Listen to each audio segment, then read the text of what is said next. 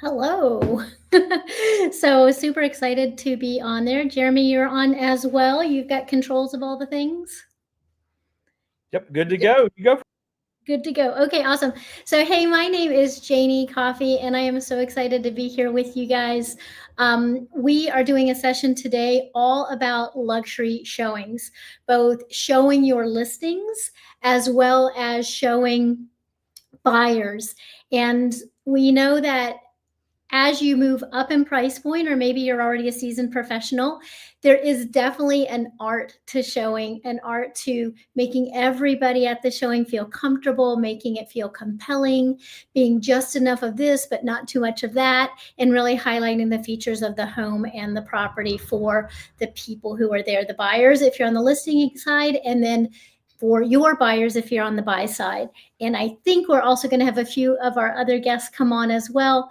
I want to start out by saying we understand that real estate is very local. And what I mean by that is there's customs, or the way things are done customarily in one area versus another area might vary a little bit. So, keep that in mind. If you are newer to luxury showings or luxury listings or luxury buyers, maybe go out with somebody in your brokerage a few times just to get a feel for how things go, because there's definitely kind of some unstated rules, some terms of engagement and things like that that you want to learn and to feel comfortable with, so you feel like a pro.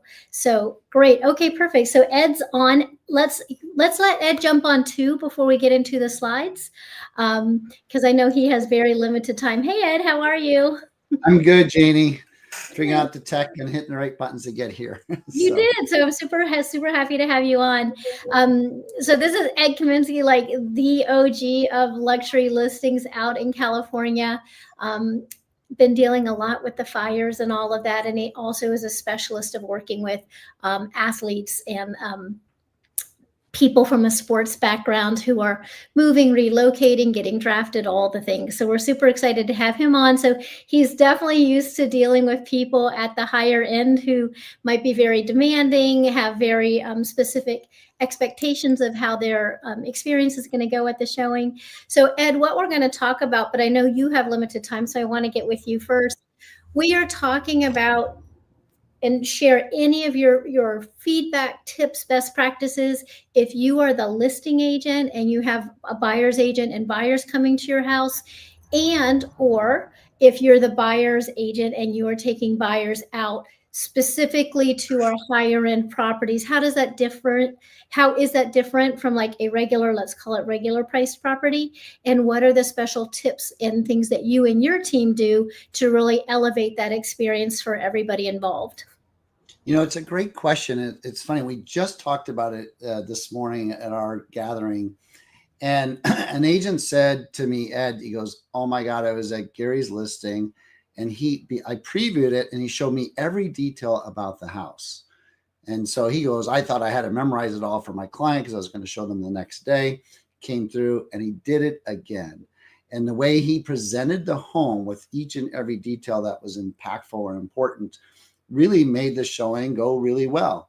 And sometimes as buyer's agents, we want to take control and be the voice of everything up in front of our clients. And I get that. And when you can do that, that's powerful. But sometimes allowing an agent who's professional, respectful, and knows the house to allow that experience to take place is important. So you brought up athletes, but I think anyone in the really high end, a lot of times they come with an entourage. Right. And you really, to me, it's all about connecting with the right person. And what I try to do in those situations is really identify who's the power in that room. And even though you think it's the player or the person who's writing a check, it's not. They have handlers. And so building rapport with them becomes important. Probably one of my best showings I ever had was helping an agent with an out of area property in Idaho. It was a $30 million home. And I thought it was important to connect with the buyer. The buyer wouldn't even look at me. He was 80 some years old and he was sort of focused on his own thing. So I said, you know what? I'm just going to let my partner agent over there walk around the house And I sat and just stood in the kitchen with the two financial advisors that were there and started talking about charity work and all kinds of other things to build rapport with them, because I knew they were ultimately, have to put kind of their stamp of approval on the decision that this person was going to make. So that was just one thing I found, that traveling in with buyers that have handlers or advisors, to make sure you're connecting with them as well, because having the rapport with them gains a little bit of credibility, certainly some trust when they're going to make that final decision. No, that's so good. And you're right. And, a lot of people often have other, I don't want to say decision makers, but like you said, entourage. Sometimes it's family members. Sometimes, often it is the people who help them take care of their home, whether it's the people who take care of their children, the people that take care of their home. They might be bringing them along too, because those people actually kind of run their home. So they often have a little bit of input as well. And you want to focus on them too. Any tips or things that you guys do within your team, or that you've seen that a listing agent does, or that you guys do, to really make a showing experience really special for the buyers and the buyers agents? Well, there's a lot of different things we do at different times. I think the most important thing that happens at a high-end showing is understanding the nuances of the market, being able to speak to that, not just the house. Is the developer someone that's well known, the architect? What other significant properties have sold and closed nearby that substantiate the price that you're talking about? Having that in-depth knowledge when you're talking to the clients while you're there. And again, I think we're speaking of, well, it could be on either side. You're going on a listing appointment, you darn well better know your marketplace and every detail. The one thing I've learned talking with sellers is, when you can speak to people or houses that have sold and are for sale, and speak to the names who bought them or sold them, a lot of times they already know them. And even if you weren't involved, but if you actually know the buyers and sellers of each and every home that's significant, that really enhances the conversation. For buyers, being able to speak to what makes this architect special, or this floor plan, or this developer, or this part of the neighborhood. In some high-end neighborhoods, you can have a home millions of dollars different in price by one block for different reasons. To be able to speak to that is important.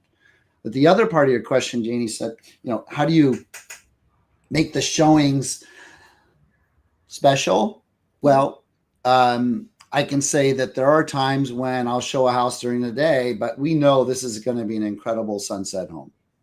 And do you want to see it at sunset? And then I get there early. And if I know that they, like wine, I'm going to have a bottle of wine there, open a platter of cheese and some snacks, get permission from the listing agent, if it's not me, to do so, and allow them to experience the home. Not just from a showing, but from being there and having a glass of wine and a little snack. And I think creating an experience that is similar to what it would be like living in the home is what we try to create, and create that emotional snap that kind of impacts them to want to move to the next part of their decision. Absolutely. And I think that is exactly it. So if you're on the listing side, allowing the buyers to have the feeling as if they're experiencing how this home would feel to live in.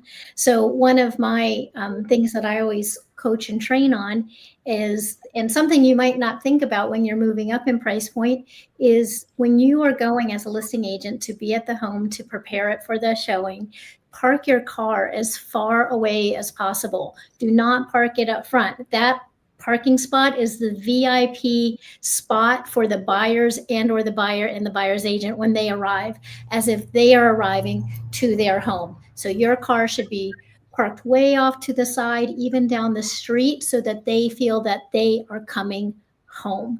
And I think just those little touches, and we're going to talk a lot today about a whole kind of host of little touches that you can layer upon layer to create that experience, to have, just like Ed said, as if they were coming home. One thing I do, and in a minute we'll jump to some slides with some kind of checklist points. I always make sure to get to the home early enough to make sure I have every single blind and curtain open. I have every single light on. I have fans on. If the pool has, special lights or something like that, I make sure all of that is on so the house feels alive and vibrant and bright. I might have music on. Sometimes the sellers will share with us how to work their audio video system. We might have it through the house, piped through the house if they have in-house speakers, or maybe it's on TV or a Sonos system. If the sellers allow us to have a candle or candles, that definitely sets the tone, because we're trying to hit them at their various different senses to really feel like they're coming home. And then I like to do all of that to make sure that I'm done with all of that, because in a large house, that can take 30, 45 minutes easily. I like to make sure that I'm done with all of that, sitting down so that I have a moment to breathe, calm, all of that, review my FAQ sheet at least 30 minutes before they're supposed to be there, because there's always a chance they're running early. We know how real estate is, that people can be running a little late, a little early. So you want to be done getting the home ready so that you are completely done and ready to show, feeling fresh in time for when they arrive, even if they're early. The other thing I do, and this is more a thing to provide a good experience for the sellers, is I also make note of the exact position of where every curtain is, every blind, which lights are on, which lights are off, which doors are open, which doors are off, because what is very, very important, this is for an occupied home, of course, is that when the sellers come back to the home, they come back and they feel like nobody was even there. People live in their homes often a very specific way. They like certain doors open, they like certain blinds and curtains a certain way, certain lights a certain way.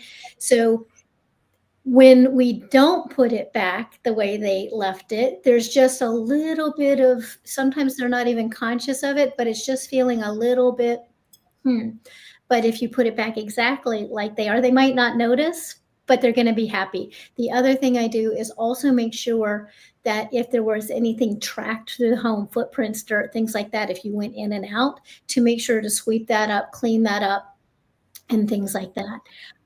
We have some slides I'm going to show. And then Ed, as I'm showing this, anything you want to pop in and share? Because I was saying right before Yeah. you I was just going to say, to add to the experience, I'm just thinking back on some showings that felt impactful.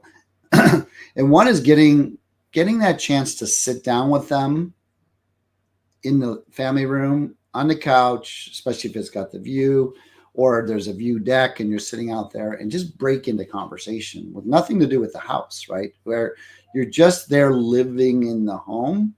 And when you can get to that level, then you've got rapport with them. Even if they don't buy the house, then at least you're building that relationship with them that's so important. And I saw a couple posts about golf balls and things like that. If they have a movie theater, get a movie on, right? If they have a golf simulator, get that thing turned on and let them hit a ball.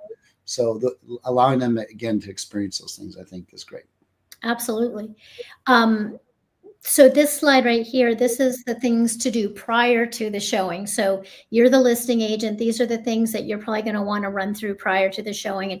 And most of them are what I spoke about already, that you need to be there early. You need to make sure to turn all the lights on, get the blinds, the curtains up, make it as bright as possible, but also taking notice of exactly how the house was so that you can put it back in that exact same thing. Ideally, you'd have some music on, music that also fits the vibe of the house. So if the house is very contemporary, you're going to want contemporary music. If the house is very kind of historic and stately, you might have more subdued music. I love candles. I suggest all of us have a signature candle scent that we have at all of our listings or open houses. We give it to our clients. You can even, brand it with your own sticker or a bag, but have those going. Always have at least 2 sets of all your materials. So your brochure, we normally do a 4 to 8 page. Some people do even a 16 page brochure. We have often surveys, we have the FAQs, anything related to this home. And we always print it on very nice paper, never just copy paper, very nice paper. And we always have them in folders. And then again, at least 2 copies, because we don't want to just give that information to the buyer and then the buyer's agent have nothing, because then the buyer's agent is going to feel potentially a little unprepared or not knowledgeable. I typically give both sets to the buyer's agent when they arrive. I welcome them at the door. I welcome them in. And then I always greet the buyer's agent, and I'll talk about that in the next slide, to kind of build them up and, really do a nice job letting the buyer know, hey, you're in great hands with this buyer's agent. And then I give that buyer's agent the 2 sets of all the marketing material so that they can then hand those to their agent. I'm very mindful also for my own listings, and this is something everybody should do if you don't already. I'm very mindful. Every house has cameras, every house has audio. Even if you don't see cameras, there's probably cameras there. Audio, everything can record now, whether it's an Alexa or a Dot or this or that. I'm very mindful of that. So I'm not poking around their house, not that I would, anyway. But I basically, the minute I get to a property, I act as if I'm completely on a stage. That stage might be for the sellers, that stage might be for the buyers, but I never act as if I'm by myself. If there are cameras, and your MLS probably has that, you need to put in your listing that there is cameras or audio there so that people know. I was going to say, I saw a question in there from Brad. Is it better to do showings with multiple buyers or in a more intimate setting? And Brett, or anybody out there is times, if we're not just talking luxury, we're just talking about showing property. There are times in a heated market where a property is super hot and you've got 2 or 3 buyers that want to see it around the same time. I love it. I say, hey guys, here we go. Let's go look around. And you show them all at the same time. And you're multitasking. You're showing 2 or 3 buyers that you're all representing at the same time. It's wild. It's not for everybody, but I've done it and I absolutely love it because I feel like I'm saving hours in my day. I cherish every 15 minutes I can find on my calendar. So to be able to do that is kind of fun, but you probably can't do it at a $10 or $20 million listing if they're real serious buyers. That intimate private showing and really trying to listen to what the buyers are saying is so important, because it's the conversation that takes place throughout that process that's going to either allow them to, express what's important to them about the house, and so you can discover it's a match or not, or you're just discovering more about your client so you can get to the right home if this isn't the right home. So that one-on-one private conversation, so you're listening and responding about what they are saying, I think is more important. But yes, Brett, you can do multiple showings. You've got $1 million fixer-upper and you want to show 6 people at the same time, go for it. Let them battle it out. It's kind of fun. Yeah, and that's a perfect example of how real estate is kind of customary and culturally very location specific. So where Ed's in California, and often they have a listing that comes out, the minute it comes out, it's got tons and tons of traffic, and you want to get everybody in there so that you can get the best offer for your sellers. That would be an absolutely great opportunity. I'm in Northeast Florida. Things move slower. We're in the South, so everything moves a little slower. That would not fly here, because everybody wants to feel that they're getting that private, exclusive, kind of intimate showing that Ed was talking about. So you've got to be really tuned into your market and how your market operates, and play within those rules, both how you engage with buyers at the showing, how you engage with the buyer's agents at the showing, or conversely, if you're the buyer's agent, how you engage with the listing agents. The next thing you want to do, which sometimes agents forget to do, we're wanting to create a great experience from before they even arrive at the property. So that would be making sure that everything goes smoothly if you're at a gated community. That means notifying the agent, the buyer's agent, what everybody needs to do to have access to the community. Do they have to pre-register at the community and have like a registration form with the community? We have that here, which you need to do normally a few days in advance. Or is it just drive up, show your license, you get in? Or do their names have to be on? Ask them, are their buyers coming with them in the same vehicle? Or are they going to be 2 or multiple vehicles? What are their names? Just be very thoughtful that that goes very smooth for everybody when they arrive, because the worst thing in the world for showings is for the buyer or the buyer's agent to get frustrated because they can't get in a community, or they're being held up, or they're being grilled by the guard gate. It just doesn't set the tone. So make sure you're very thoughtful about that. And then the last thing before everybody shows up, we've already gotten the home ready. We've opened the blinds, we've turned the lights on, we've done the candle, we've done the music, we have our materials out, we've taken a breather, we're feeling calm. I always sweep the home, especially the bedrooms and the office spaces and things, for anything of value: jewelry, firearms, medicines, things like that, because you just never know. You just never know. And you don't want to be the agent or the seller. Now something has come up missing. So just do a sweep of that, because most sellers don't think of that before they open their home up, because they're very comfortable and this is their home.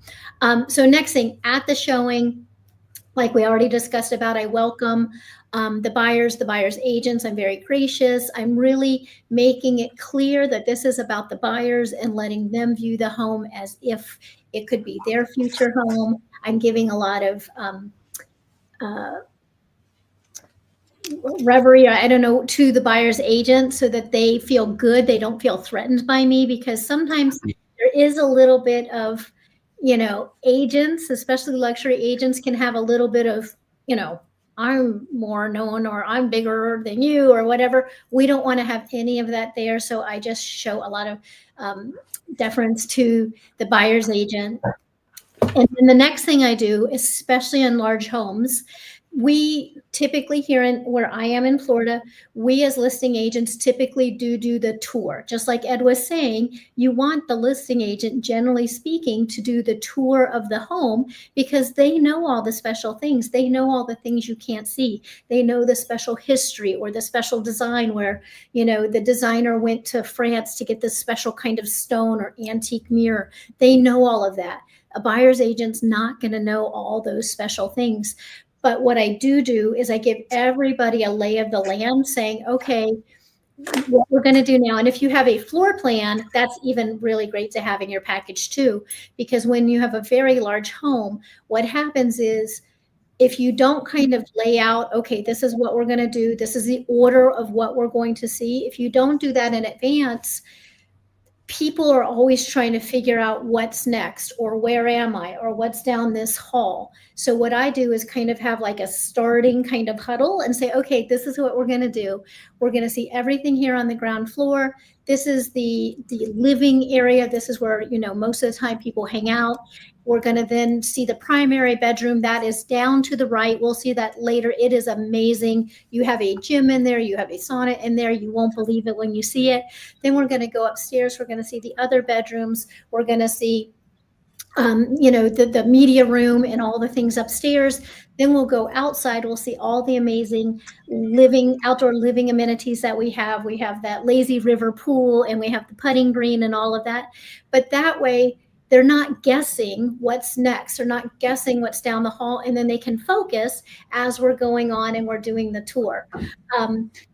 I like to point out the less obvious features. Again, like I said, they went to France to buy this antique mirror wall, or they got this fossilized stone in Jerusalem, or whatever it is. But we're not pointing out the obvious things. Whoa, this is the kitchen. If there's something special in the kitchen, maybe the cabinets or the countertops, or, special hinges or pop-up things, or hidden. I just saw the most amazing hidden pantry that you would never notice before. And I was like, opened up to like a giant, huge pantry within the cabinet. So those are the things we want to point out.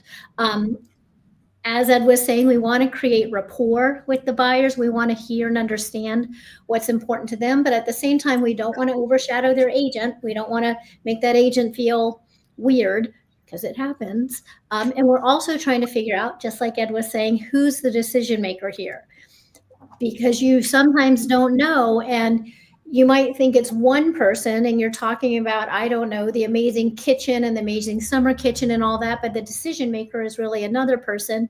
And what's really important to them is maybe the media room and the AV system and, you know, the electrical system. So we're trying to figure that out while we're smiling, while we're giving them the tour, pointing things out, you know, giving their agent a nice feeling. And then at the end, depending on how your sellers are, but most of the sellers I've worked with and people I've worked with, I also like to say, I'm here for you. I'm happy to sit down. I have some emails to answer if you want to take another pass through the home on your own with your agent, because I feel that buyers, sometimes they want to talk about things, but they don't want to talk about it with the listing agent there. So I give them that opportunity to do it after we've done the tour. I don't make them feel rushed out or anything like that. And then just go ahead, Ed. I was going to just jump in for a second. As you're chatting, I was thinking about a few things, but you know, the first question I ask anyone as an agent is, how much preparation are you thinking about? If we're talking about luxury home, it's not something we sell every day, right? Maybe it's, if you're lucky, it's once a month, maybe it's once a year, whatever it is. But how much preparation are you putting in for an uber luxury home in your marketplace? And so when I say preparation, you know, most people are printing the MLS and showing up at the house and then hoping there's enough information on the MLS printout sheet to be able to talk about it. And that's wouldn't qualify as preparation. Preparation is getting to the home and previewing it with the listing agent ahead of time, if possible. It's finding out the answers to questions that you almost know are going to get asked every single time. It's often not in the MLS write-up sheet. What kind of wood floors are there? What kind of countertops are they? I mean, these are so many common questions. Why is the seller moving? Where are they moving to? Why would they move, right? All these questions that buyers are going to ask you. And it's, you know, it's uncomfortable saying, I'll find out for you. I'll find out for you. I think it is, right? I think it's quartz. No, it's not quartz, it's marble, right? Whatever it is. But learning the normal questions that get asked and having those answers ahead of time, that's where preparation is powerful and pays off. So if you're going to want to make it $50,000 or $500,000 commission check, whatever your price point is, I don't know where you're at, that preparation is gold. I also made a note about, there was something in there about seller leads, and I asked Janie a question. But as I show homes, I like asking questions. I can't tell when I'm talking if they're engaging or they're not engaging. The only way I know is if I start asking questions. So yes, walking into a kitchen saying, this is the kitchen and it's beautiful and there's quartz countertops is common. But a better question might be, you know, with a kitchen this size, is it you that likes to cook or do you prefer to bring in a chef, right? And then that gauges them and has a conversation. Oh no, I'm an amateur chef. I love to cook. Well, what's the most important cooking item in your kitchen, right? Would this work for you? And so you're having real conversations with them. You're getting to know them. So asking questions is so important, but they've got to be related to where you're at in the house, and they have to be comfortable. And then you have to know the audience, because sometimes you get people that stand off and don't want to talk to you. So maybe you have to step back at that time. There was a question asked, and Janie, I could answer it, but I might not answer it. So where do you get seller leads, right? So I just want to say that eXp Luxury is pouring into anyone that wants to be a part of it to coach you through all of these great things of how to get leads, how to, you know, in this case, how to be professional when you're showing your properties. Each and every Wednesday, I think, is the most common time frame. There's other things that happen too. So there are sessions when we're just pouring into how to lead generate. So stealing Janie's platform here for this topic probably isn't the right place, but I will just give you this. I'll give you a little bit, and then Janie, you can answer when's the best time to learn that, or if you want to add to it. But it came up 2 or 3 times, and that's all we really care about, right? How do we get more luxury leads? How do we get more luxury sellers? How do we get more luxury buyers? Well, I'll start with this. This is part of it. Like, what is your presentation when you're out there presenting yourself to your clients, your listing clients, and your buyer clients? And then that reverberates into new referrals and new opportunities. So just being the person that presents luxury is half the battle. Otherwise, where are you at? Where are you hanging out? Who's your center of influence? Who are your top 5 friends? Where are they hanging out? And just look at your surroundings and see if you are living in those circles. And if you're not, how do you get into those circles? Do you become part of a charitable organization? Do you join the golf club, the yacht club, these types of places, and now start intermixing and having conversations? It's asking agents in your company that you want to do open house at a luxury listing, and that's an opportunity to go meet people. Are you really lead generating every day?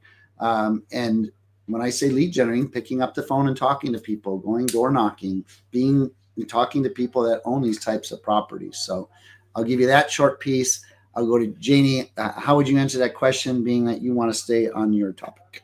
Yeah, I'll answer it really fast. And you're right.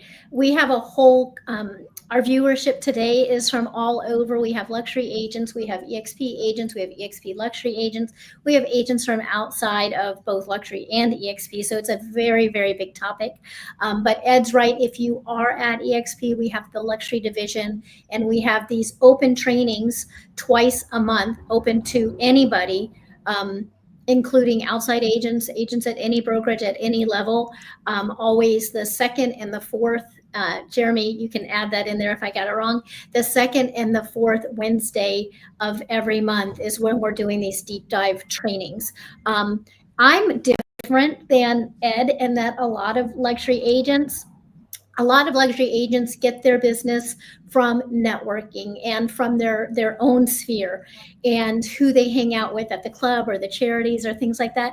I'm actually the introverted kind of stealth luxury agent, and I actually get a lot of my listings from luxury expireds and then all the business that I spin off from that. And I actually don't myself live a super luxury lifestyle. I'm like the soccer mom of luxury real estate sales, but I do really, really well with it too. So I say that only to let you know that even if that's not your gig, as far as you're not out on the golf course all the time or you're not belonging to these big clubs, you can still be an excellent, excellent luxury agent if you're professional, if you're knowledgeable, if you're skilled.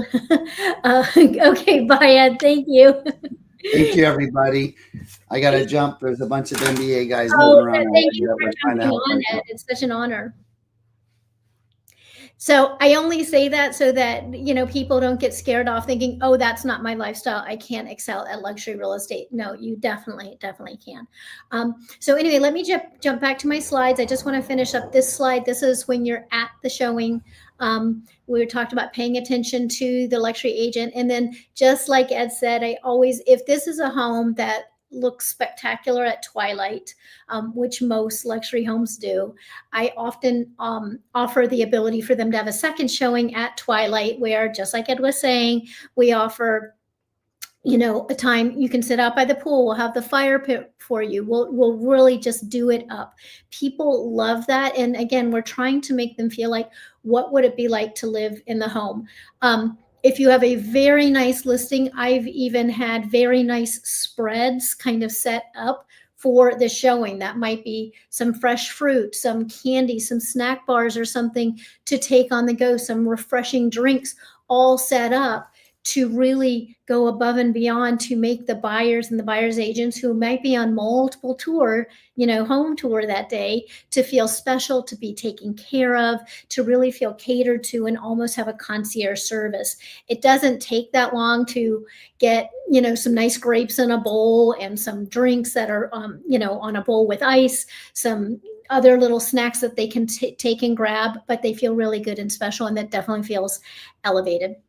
I will, at the end of our training today, it's 1:36 Eastern time right now, so I got about 10 minutes I'm going to spend on working with buyers and buyer showing, and then we'll jump to some questions, because I do see a lot of really great questions are showing up in the comment section. I just want to make sure to get through all our content right here. So next thing, those are the things when you're working with the listings. So once everybody has gone, once your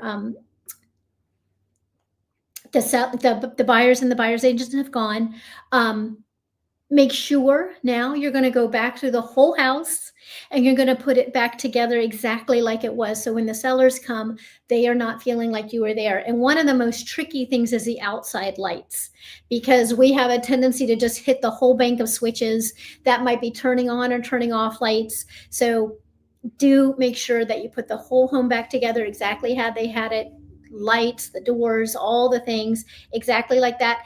And never ever try to leave the home when the buyer and the buyer's agents are still sitting in the driveway or in front of the house chatting. You want them to leave first, even if it's 15, 20, 30 minutes. It's happened, because you don't want to have them having even this little feeling of like being abandoned, being left. You're trying to make that home as if the only thing for that home was to be open and to welcome them in, to let them experience everything. And so it would be just like if you were at the bar or something, a really nice bar or restaurant, and then the chef was picking up and going home. It's just like, oh, ooh. So even if you have to wait a little bit, and then of course, if the sellers had to vacate to allow the showing, then I text the sellers, I let them know, hey, everybody's left, I'm putting everything back in order. I'll be out of here in 15 minutes, because they might have elderly folks to bring back home, or pets or kids or things like that. Okay, next thing is when you are working with the buyers. Now our hat is on, we have the other hat on when we're working with buyers. I always have a folder if we're doing multiple home tour. I have a folder that has copies of the properties, maps, and then I make very clear the times we are showing each property, because we are very likely meeting listing agents at those properties.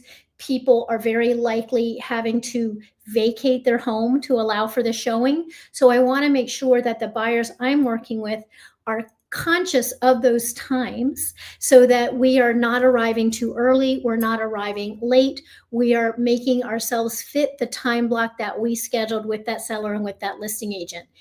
If for whatever reason we are running really early or really late, I always immediately text the other agent and let them know, because again, we're normally, if the house is occupied, we are displacing people, or at least we're displacing the listing agent, or putting them out to come show us the home. So we want to be very kind and mindful of them. So I let them know, give them heads up. The next thing I always tell the buyers, if it's the first time working with them, hey, just heads up, most people have cameras and audio in their home, around their home, so don't say anything either negative about the house, nor give away if you're totally in love with the house, because we don't want to tip our hat too early. So sometimes buyers need to be reminded that most homes have security systems on them. I already said, if you're running early or late. Also, don't be intimidated by the listing agent. Don't let the listing agent kind of like bowl you over. These are your clients, but do let them give the tour of the homes. They know those homes the best. They know all the ins and outs. They've probably walked the home multiple times with the seller who's shown off their $400,000 audio video system, or special pool, or special boat lift, or somebody mentioned a putting green. There's so many special features that we want that listing agent to show us those things.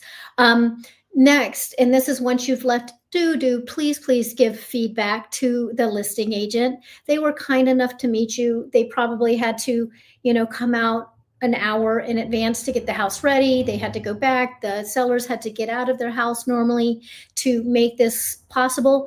Be a good agent in the community and give good, honest, truthful feedback. Don't shred it, but give useful feedback. It's very appreciated, and that's how you build great relationships with your fellow agents. Review the homes and features in advance, just like Ed was saying. If you get a chance to do a preview, especially for the very big homes, because you also might find things about the home that's just not going to work for your buyers, or you want to know what's going on. You don't want to be surprised by, in a good way or a bad way, but you don't want to act surprised by anything, because as a good agent, as a good buyer's agent, you're going to know the different things about that house. Don't let the first time you're learning about the house be with your buyers next to you. Like, that's crazy to me. We're paid very well as buyer's agents, and part of that is to make sure that these are all good fits. And then definitely have snacks and hydration in your car available for your buyers. They might get thirsty, they might get hungry, they might have children with them. So you want to just have some snacks and have some hydration. The other thing I like to do,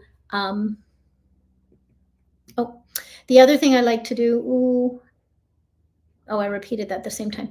The other thing I like to do is have like a buyer's kit that you can keep in the car. This actually could be just an agent kit that you keep in the car. But if you are going to have buyers in your car or behind you, I like to have a multi-phone charger, so that if somebody's phone goes dead, if you've gone in an Uber that's done really well, they have the chargers in the car, and you're thinking, oh wow, that's really, really thoughtful. It's the same thing. Have a multi-phone charger, like a charger with the different little ends on it for Androids and different iPhones. Have a battery bank with you that's already charged in the event that somebody's phone dies. To do that, I always like to keep a roll of toilet paper and a roll of paper towel in the car too, because you never know what kind of emergencies might happen, especially if you're touring some vacant homes or something like that. Definitely have some hand sanitizers and wipes and things like that for the same reason. Emergencies happen, things get dirty, and just to have those things for everybody to clean up, feel fresh, wipe some things down if you need it. Is just a nice touch, but it also makes the experience so much nicer in the event that something kind of needs to be dealt with. I also keep a Phillips head screwdriver because one time I did have a client lock himself in a bathroom of a vacant home. And if me not having a Phillips head screwdriver available, I wouldn't have been able to get him out of the bathroom. It was funny, but it could have just been a whole lot worse and a whole lot more stressful. If you're in an area where it is typical to have booties, surgical booties when you tour homes, especially if the listings that you typically tour in your area have carpet, you might have booties there. You can order, you don't have to have the blue surgical booties. I actually order black booties because black is one of our signature colors. So we have black booties, and we just keep them in the car in the event that it's muddy outside or something like that. Again, it's just that extra little thing to make a nice experience for your buyers, a nice experience for the listing agent and the sellers that you're showing. Also, you might want to bring a flashlight in case they want to look at something or look under something. Just having that in your car is a good idea to have. And then branded goodies. Those could be branded bags, branded umbrellas, branded water bottles, things like that to brand all around you. Again, trying to make you kind of concierge level buyer's agent. With that, I'm going to jump over to the comments in the comment section and see what I can answer. We've got 15 more minutes, so I should be able to get through most of these comments. So feel free to add more down there. What's the most common question asked by buyers at a luxury listing? So that's a good question.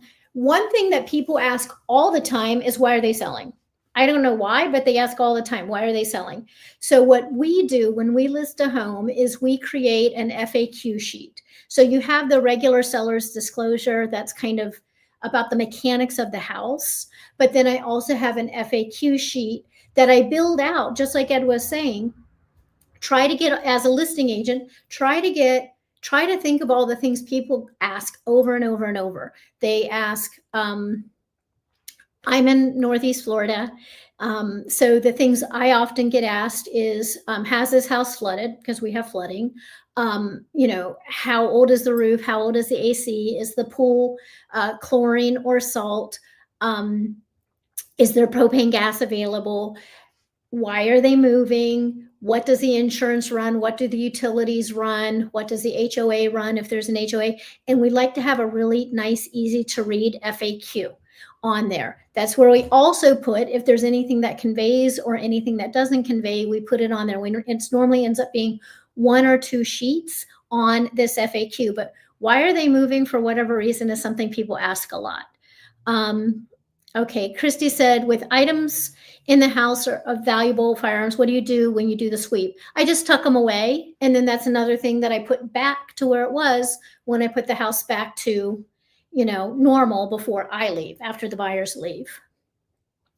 I've seen all kinds of crazy things in my career, believe me. Okay, living on Amelia Island said, we all probably, oops, that question just went away. We all probably have measuring tape apps on our phone. Yes, so measuring tape is really handy. You can get that kind on your phone.